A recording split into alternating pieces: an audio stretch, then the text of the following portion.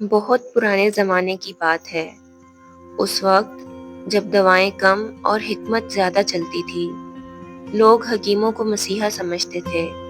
جو کچھ حکیم کہہ دیتا، لوگ بغیر سوچے سمجھے مان لیتے۔ انہی دنوں کسی گاؤں میں ایک جلاحہ رہتا تھا۔ جلاحہ اس شخص کو کہتے ہیں جو سوت کاٹ کر کپڑا بناتا ہے۔ سیدھا سادہ آدمی تھا، مگر دل میں ایک نیا شوق جاگ اٹھا، حکیم بننے کا شوق۔ یہ جلاحہ روز حکیم کی دکان کے قریب سے گزرتا۔ وہ دیکھتا کہ لوگ قطار میں کھڑے ہیں۔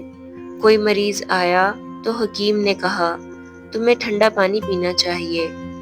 دوسرے کو دیکھا تو فرمایا کہ تم تمر ہندی کھاؤ، یہ تمہارے لیے بہتر ہے۔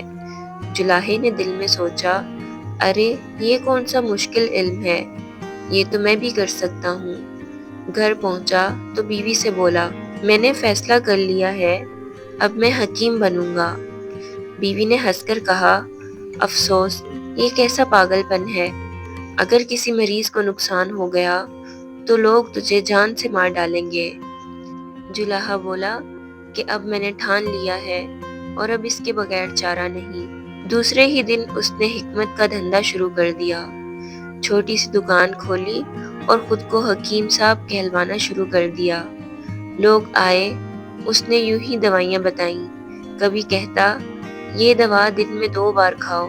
کبھی کہتا، یہ شربت پیو، تمہارا بخار اتر جائے گا۔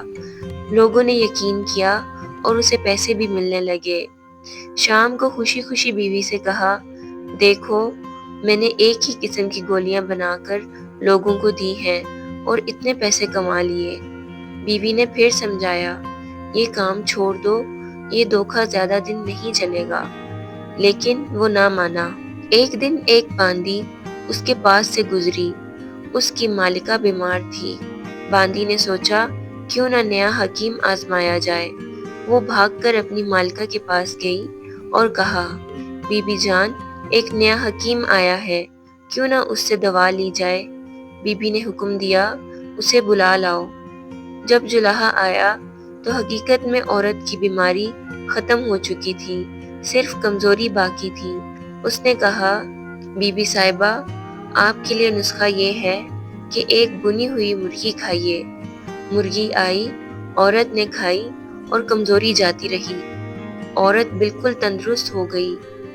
یہ خبر پورے شہر میں پھیل گئی کہ نیا حکیم بڑا ماہر ہے۔ یہ بات آخرکار بادشاہ کے کانوں تک پہنچی۔ چونکہ بادشاہ بھی بیمار تھا تو اس نے حکیم کو بلوایا۔ اتفاق سے جلاحے نے جو دوا دی وہ واقعی اس مرض کے موافق نکل آئی۔ بادشاہ صحت مند ہو گیا اور خوشی خوشی اعلان کیا، یہ حکیم تو بڑا دانا اور کراماتی ہے۔ لیکن درباری جو اصل حقیقت جانتے تھے، انہوں نے کہا، حضور، یہ تو ایک عام سا جلاحہ ہے، اسے کچھ نہیں آتا۔ بادشاہ نے جواب دیا، تم کیسے کہہ سکتے ہو اسے کچھ نہیں آتا؟ میرے سامنے اس نے مجھے شفا دی اور وہ عورت جو صدیوں سے بیمار تھی، اسے بھی تندرست کیا۔ درباری بولے، اچھا تو پھر ہم اسے آزماتے ہیں، اگر یہ اصل حکیم ہوا تو ہمیں بھی ماننا پڑے گا۔ سو بادشاہ نے اجازت دے دی۔ جلاحے کو شفا خانے میں لے جایا گیا، جہاں برسوں سے بیمار لوگ پڑے تھے۔ جلاحے نے انچارج کو الگ سے بلایا اور سخت لہجے میں کہا، سنو، اگر میرا راز کھولا تو پھانسی دلوا دوں گا، اگر خاموش رہے تو بہت سارا مال دوں گا، قسم کھا کہ کچھ نہیں بتائے گا۔ انچارج نے ڈرتے ڈرتے قسم کھا لی۔ پھر جلاحے نے کہا کہ ایک بڑی دیگ میں تیل ڈال کر نیچے آگ جلا دو۔ جب تیل خوب کھولنے لگا تو مریضوں کو بلوایا گیا۔ پہلے مریض کو کہا، تیری بیماری کا علاج صرف اسی کھولتے ہوئے تیل میں ہے، جا اور اس میں بیٹھ جا۔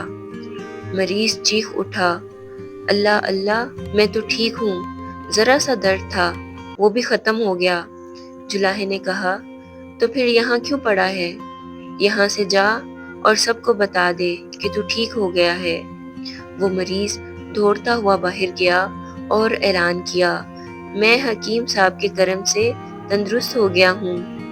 پھر دوسرا مریض آیا۔ حکیم نے کہا، تیری بیماری بھی صرف اسی تیل سے دور ہوگی۔ مریض تو گھبرا اٹھا۔ اس نے کہا، میں تو کل ہی یہاں سے جانے والا تھا، اصل میں اب ٹھیک ہو گیا ہوں۔ جلاحہ بولا، تو ابھی جا اور سب کو بتا دے کہ تو شفا پا گیا ہے۔ یوں ایک ایک کر کے سب مریض بھاگ گئے اور باہر جا کر اعلان کرنے لگے کہ حکیم صاحب کی برکت سے وہ تندرست ہو گئے ہیں۔ بادشاہ نے یہ سب دیکھا تو حیران رہ گیا۔ اس نے کہا، یہ واقعی بڑا حکیم ہے، دیکھو تو سب مریض تندرست ہو گئے۔ بادشاہ نے جب جلاحے کو سب سے بڑا حکیم قرار دیا تو کچھ دن تک شہر والے خوشیاں مناتے رہے، ہر طرف اس کی تعریفیں گونجتی رہیں۔ لیکن وقت زیادہ دیر تک دھوکہ برداشت نہیں کرتا۔ ایک دن بادشاہ کے دربار میں ایک اصل ماہر حکیم آیا جو سفر سے واپس لوٹا تھا۔ اس نے جلاحے کے نسخے دیکھے اور قہقہ لگا کر بولا، یہ نسخے تو لا علمی اور فریب ہیں، یہ تو بیمار کو مزید بیمار کر سکتے ہیں۔ بادشاہ نے حیرت سے جلاحے کی طرف دیکھا، درباریوں نے بھی شور مچایا۔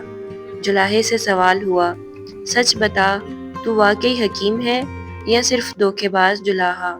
جلاحے کے پاس اب کوئی راستہ نہ رہا، اس کا رنگ اڑ گیا، پسینہ چھوٹ گیا اور آخر کار اس نے سب اقرار کر لیا کہ وہ صرف کپڑا بننے والا تھا، علاج کا علم اسے نہیں آتا۔ بادشاہ غضبناک ہوا، مگر چونکہ اس نے اپنی چالاکی سے کئی مریضوں کو حوصلہ دے کر اٹھا دیا تھا، اس لیے اسے قتل کی سزا نہ دی گئی۔